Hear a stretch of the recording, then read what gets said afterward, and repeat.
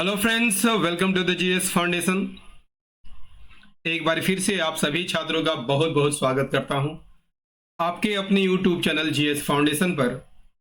और दोस्तों, आज के सेशन में हम लोग करने वाले हैं मेडाइवल हिस्ट्री, और मेडाइवल हिस्ट्री के यहाँ पर महत्वपूर्ण प्रश्नों को कवर करेंगे।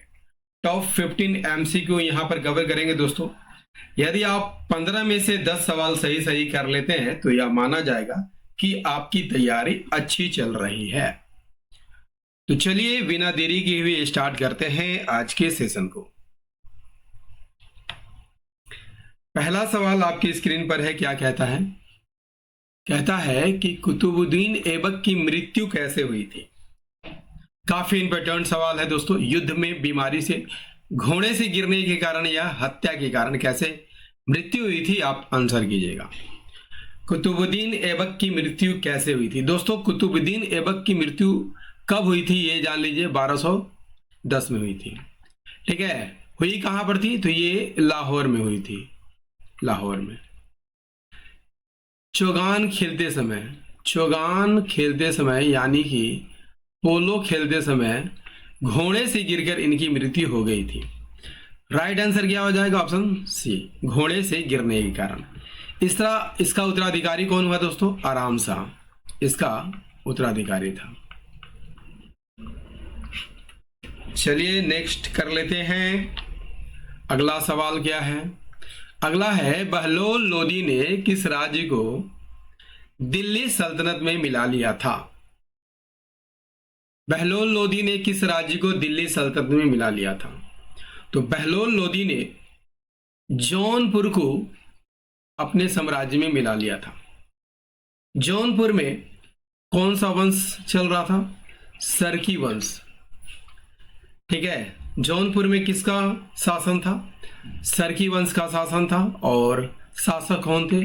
हुसैन शाह सरकी। हुसैन शाह सरकी। ठीक है, इसके बाद लोदियों की सत्ता यहां पर स्थापित हो गई थी। चलिए अगला कर लेते हैं। अगला है, कनौज या बिलग्राम का युद्ध कब हुआ था? कनौज या बिलग्राम का युद्ध। देखिए, कनौज या बिलग्राम का युद्ध 1540 में हुआ था। किसके किसके बीच हुआ था दोस्त? हुमायूं और शेरशाह सूरी के बीच हुआ था। शेरशाह सूरी इसमें विजयी होता है। ठीक है, और हुमायूं को भारत से बाहर जाना पड़ता है, ईरान जाना पड़ता है। ठीक है, सिंध पंजाब होते हुए कहां चला जाता है? ईरान चला जाता है। ठीक है, इसके बाद यहां पर दिल्ली में शेरशाह का शासन स्थापित होता है। इससे पहले 1539 में, याद रखिएगा, 1539 में भी शेरशाह ने हुमायूं को पराजित किया था। ठीक है, तब यह कर्मनाशा नदी को तैर कर पार किया था और अपना जान बचाया था। ठीक है, किसकी सहायता से? निजाम भिस्ती की सहायता से पार किया था। निजाम भिस्ती की सहायता से कर्मनाशा नदी को पार किया था और अपना जान बचाया था। नेक्स्ट अगला सवाल क्या है दोस्त? औरंगजेब ने किस सिख गुरु को मृत्यु दंड दिया था? काफी इंपॉर्टेंट सवाल है। औरंगजेब ने किस सिख गुरु को मृत्यु दंड दिया था? राइट आंसर हो जाएगा नवे गुरु को। नवे गुरु कौन थे दोस्त? गुरु तेग बहादुर। ऑप्शन सी यहां पर सही आंसर हो जाएगा। कब? 1675 में इन्हें मृत्यु दंड दिया गया था। ठीक है, औरंगजेब के द्वारा यह मृत्यु दंड दिया गया था। और तेग बहादुर को हिंद की चादर कहा जाता है। हिंद की चादर, यदि आपसे पूछ लिया जाए कि हिंद की चादर किसे कहा जाता है, तो गुरु तेग बहादुर को कहा जाता है। सिखों के 10वें गुरु कौन थे? तो गुरु गोविंद सिंह। गुरु गोविंद सिंह, है ना। गुरु गोविंद सिंह ने कहा था कि उनके बाद कोई भी गुरु नहीं आएगा, इसलिए गुरु ग्रंथ साहिब को ही अब गुरु माने जाने लगा। ठीक है, गुरु ग्रंथ साहिब की रचना किसने की थी दोस्तों? 5वें गुरु अर्जुन देव ने की थी। 5वें गुरु अर्जुन देव ने की थी। चलिए अगला है, मराठा प्रशासन में अमात्य किससे संबंधित था? अमात्य किससे संबंधित था? सही आंसर हो जाएगा वित्त से संबंधित था। और इसका राज्य की आय व्यय देखना और वित्तीय व्यवस्था देखना इसका काम था। ठीक है। मराठा प्रशासन में आप सभी जानते हैं दोस्तों, अष्टप्रधान काम करते थे। अष्टप्रधान में कौन कौन थे? पेशवा, जो कि प्रधानमंत्री का पद होता था। ठीक है। दूसरा अमात्य जो वित्त और राजस्व का काम करता था। सचिव, ये शाही पत्र व्यवहार का काम करता था। मंत्री अभिलेखों का काम करता था। सुमंत कौन था दोस्तों? सुमंत ये विदेश विभाग को देखता था। सेनापति और पंडित राव का काम क्या था दोस्तों? धार्मिक मामलों का प्रधान पंडित राव होता था। चलिए, कृष्णदेव राय किस वंश से संबंधित थे?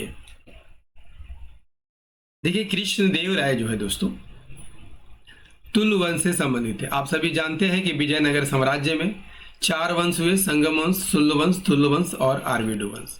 तो तुल वंश के सबसे महान शासक कौन थे? कृष्णदेव राय। इनका शासनकाल कब से कब तक था? 1509 से 1529 तक इनका शासनकाल था। राजधानी कहाँ थी? हम्पी में थी। राजधानी कहाँ थी? हम्पी में थी। ठीक है। रायचूर का युद्ध इन्होंने कब लड़ा था? 1520 में। उनके दरबार में अष्टदिग्गज रहते थे, जो तेलुगु के 8 कवि थे। ठीक है। और विजयनगर मैं बता चुका हूं कि 4 वंश हुए थे। और विजयनगर साम्राज्य की स्थापना किसने की थी दोस्तों? 2 भाई हरिहर एवं बुक्का ने की थी। चलिए नेक्स्ट क्या है दोस्त? निम्नलिखित में कौन दक्कन की 5 सल्तनतों में शामिल नहीं था? देखिए, दक्कन की 5 सल्तनतों में शामिल कौन नहीं था? दक्षिण के 5 सल्तनतों में कौन कौन था दोस्तों? बीजापुर, यहाँ आदिल शाही वंश का शासन था। अहमदनगर, यहाँ पर निजाम शाही वंश का शासन था। गोलकुंडा, यहाँ कुतुब शाही वंश का शासन था। बिदर में बरीद शाही वंश का शासन था। और बरार में इमाद शाही वंश का शासन था। ठीक है। तो 5 सल्तनतों में कौन शामिल नहीं था? राइट आंसर हो जाएगा जौनपुर शामिल नहीं था। ऑप्शन डी यहाँ पर सही आंसर हो जाएगा। चलिए नेक्स्ट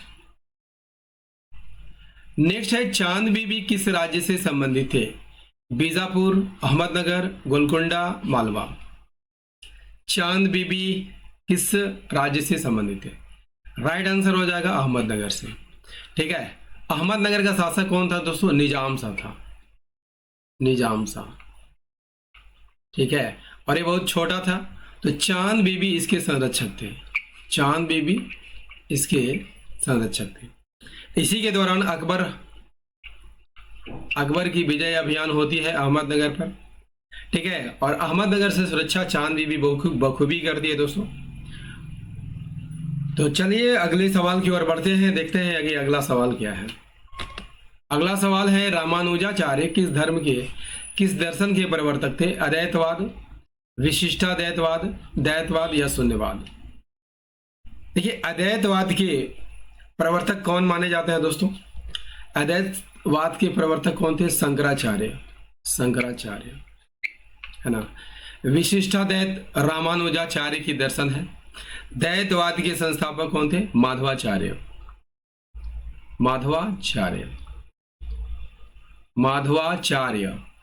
और शून्यवाद के प्रवर्तक कौन थे? शून्यवाद के प्रवर्तक नागार्जुन थे। चलिए अगला सवाल कर लेते हैं। नेक्स्ट सवाल है, भारत में चिश्ती सिलसिले के प्रमुख संत कौन थे? मोइनुद्दीन चिश्ती, शेख अहमद सरहिंदी, बहाउद्दीन जाकरिया या शाह वलीउल्लाह? काफी इंपॉर्टेंट सवाल। भारत में चिश्ती सिलसिले के प्रमुख संत कौन थे दोस्तों? राइट आंसर हो जाएगा मोइनुद्दीन चिश्ती थे। ये कहां पर रहते थे दोस्तों? इनका केंद्र कहां था? तो अजमेर था।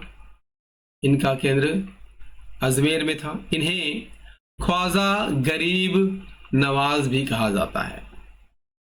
और चिश्ती परंपरा में बाद में कौन कौन से हुए? कुतुबुद्दीन बख्तियार काकी, बाबा फरीद और निजामुद्दीन औलिया। चलिए नेक्स्ट।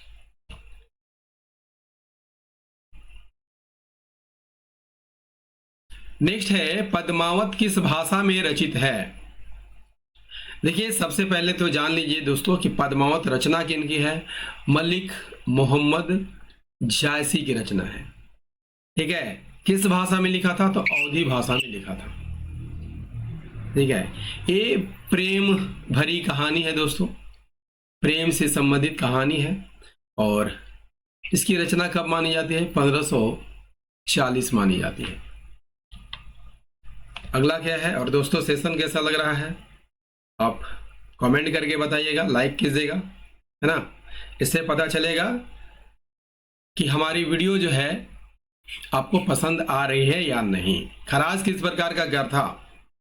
खराज किस प्रकार का घर था? आंसर कीजिएगा। भूमि कर, व्यापार कर, पशु कर या धार्मिक कर? राइट आंसर हो जाएगा ये भूमि कर था। ठीक है, उपज का कितना लिया जाता था? उपज का कितना लिया जाता था? दोस्तों ये कृषि से प्राप्त होने वाला कर था और उपज का कितना लिया जाता था?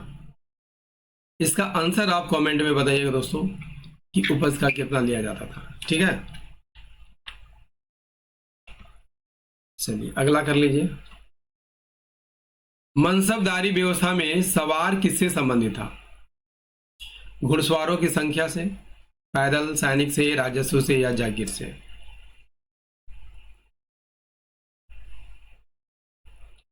देखिए मनसबदारी व्यवस्था किसने शुरुआत की थी? अकबर ने। अकबर ने इसकी शुरुआत की थी दोस्तों और इसके अंतर्गत 2 पद दिए जाते थे, जात और सवार। ठीक है, जात और सवार पद दिए जाते थे। ठीक है, जात का क्या अर्थ था दोस्तों? ये व्यक्ति का पर्सनल रैंक था, पर्सनल रैंक। ठीक है, और सवार का क्या अर्थ था? ठीक है, घोड़ों से संबंधित था, घोड़ों रखने से संबंधित था। तो यहां राइट आंसर हो गया, हो जाएगा घुड़सवारों की संख्या। चलिए, इत्माद-उद-दौला का मकबरा किसने बनवाया था? आंसर कीजिएगा। नूरजहां, मुमताज महल, जहांआरा, गुलबदन बेगम? देखिए इत्माद-उद-दौला का मकबरा कहां पर स्थित है? पहले जान लीजिए, ये आगरा में स्थित है। कहां पर स्थित है? आगरा में स्थित है। ठीक है, और बनवाया किसने था दोस्तों? नूरजहां ने बनवाया था। ठीक है, इत्माद-उद-दौला नूरजहां के कौन थे? पिता थे। ठीक है, इसकी माता का क्या नाम था? असमत बेगम, असमत बेगम। और इन्होंने ही गुलाब से इत्र निकालने की विधि की खोज की थी। ठीक है, नूरजहां के भाई का क्या नाम था दोस्तों? आसफ खां। नूरजहां के भाई का क्या नाम था? आसफ खां। ठीक है, चलिए अगला कर लीजिए। रामायण का फारसी अनुवाद किसके शासनकाल में कराया गया? बाबर, अकबर, जहांगीर या औरंगजेब?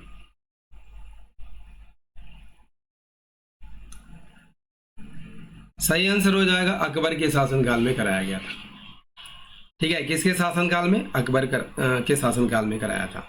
देखिए अकबर ने अनुवाद विभाग की स्थापना की थी। अनुवाद विभाग की स्थापना किसने की थी? अकबर ने की थी। ठीक है, इसका नाम क्या था दोस्तों? मकतब खाना, मकतब खाना। ये क्या था? अनुवाद विभाग था। ठीक है, महाभारत का फारसी अनुवाद किस नाम से किया गया था? रज्मनामा के नाम से किया गया था। रज्मनामा के नाम से किया गया था। दोस्तों टॉप 15 एमसीक्यू मेडावल हिस्ट्री का आपको कैसा लगा कमेंट करके जरूर बताइएगा। यदि सेशन पसंद आया हो तो लाइक कीजिएगा। इसी के आधार पर हम अगला वीडियो लाएंगे दोस्तों। तो मिलते हैं अगले सेशन में, तब तक के लिए जय हिंद, धन्यवाद।